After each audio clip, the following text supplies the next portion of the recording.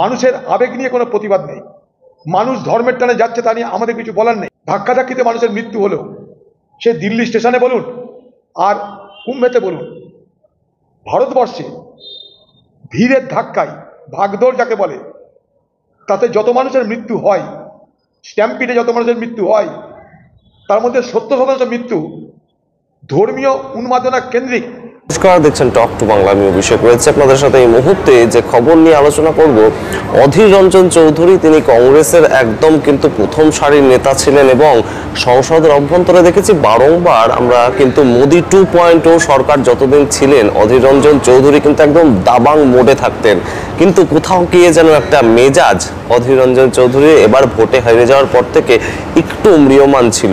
কিন্তু তারপরেও আমরা কিন্তু দেখছি যে নতুন রাজ্য সভাপতি অর্থাৎ প্রদেশ কংগ্রেস সভাপতি শুভঙ্কর সরকারের থেকে কোথাও গিয়ে বারংবার এগিয়ে থাকছেন অধীর রঞ্জন চৌধুরী। তাহলে কি কেন্দ্রীয় নেতৃত্বের কাছে আবারও নিজের গ্রহণযোগ্যতা ফিরিয়ে আনার একটা লড়াই? কারণ আমরা দেখেছি যে রিসেন্টলি কিন্তু বহু বিষয়ে কংগ্রেস নেতৃত্ব হিসেবে কিন্তু শুভঙ্কর সরকার তেমন মুখ না খুললেও অধীর রঞ্জন চৌধুরী কিন্তু প্রতিদিন প্রতিনিয়ত বলতে গেলে প্রায় একদম সরাসরি সাংবাদিক বৈঠক করেন এবং তিনি দেশ থেকে রাজ্য সমস্ত সরকারকে একদম সমালোচনার মুখে পড়তে হয় তার কাছে। এবং নরেন্দ্র মোদী সরকার 3.0 সরকার, তার যে বর্তমান সাম্প্রতিক ইতিহাসের কিছু ঘটনা, ঠিক যেমন কুম্ভমেলা স্ট্যাম্পেড থেকে শুরু করে দিল্লি যে একদম স্টেশনের মধ্যে যে স্ট্যাম্পেড হলো, ধর্মীয় কারণকে কেন্দ্র করে দিল্লিতে এই যে রাজনীতি, এই যে কুম্ভ মেলার রাজনীতি ধর্মকে কেন্দ্র করে, সেখানে কোথাও গিয়ে একদম ফেল হয়েছে কেন্দ্রীয় সরকার এবং উত্তরপ্রদেশে বিজেপি সরকার। একদম স্পষ্ট ভাষায় কোনো রকম রাগঢাক না রেখে জানিয়ে দিলেন অধীর রঞ্জন চৌধুরী। কি বলছেন তিনি, দেখুন আপনারা। মহাকুম্ভের আকর্ষণে শুধু ভারতবর্ষ নয়, ভারতবর্ষের বাইরেও বিভিন্ন দেশ থেকে মানুষ এসে সেখানে যাকে বলে পবিত্র স্নান, সেই পবিত্র স্নান করছে। বাইরে কথা বলতে পারা যাবে।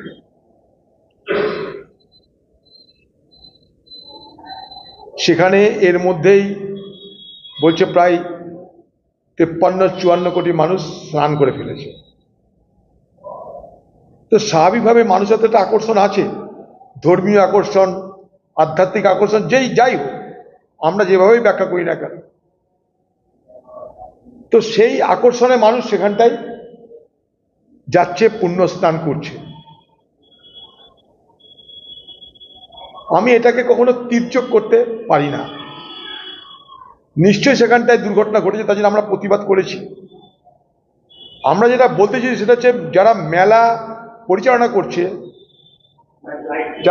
পরিচালনা করছে এটা তাদের ব্যর্থতা, তার জন্য মানুষের মৃত্যু হয়েছে। আরেকটা কথা যেটা আমাদের সব থেকে বড় আপত্তি, যেটা সব থেকে বড় নিন্দা করেছি আমরা ভারতবর্ষের পার্লামেন্টেও, যে কারা মারা গেল সরকার সেই ব্যাপারটাকে গোপন করছিল। সেই ব্যাপারটাকে সরকার মানুষের যে কানে যাতে না পৌঁছায়, মানুষ যাতে জানতে না পারে, তার জন্য চেষ্টা ত্রুটি রাখছিল না। আমাদের প্রতিবাদটা এই জায়গাটাই, মানুষের আবেগ নিয়ে কোনো প্রতিবাদ নেই। মানুষ ধর্মের টানে যাচ্ছে তা নিয়ে আমাদের কিছু বলার নেই। সেখানটায় 54 কোটি মানুষের স্নান হয়ে গেল, যা পৃথিবীতে কোথাও হয়নি কোনোদিন।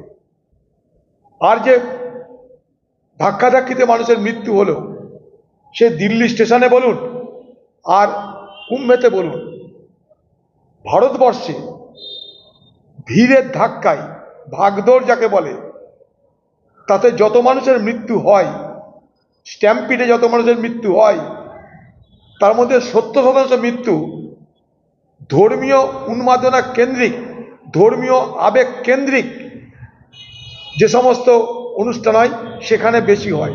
70% ধর্মীয় আবেগ কেন্দ্রিক যে সমস্ত উৎসব, সেই উৎসবে এই ভিড় ধাক্কাধাক্কিতে মানুষের মৃত্যুর সংখ্যা 70%।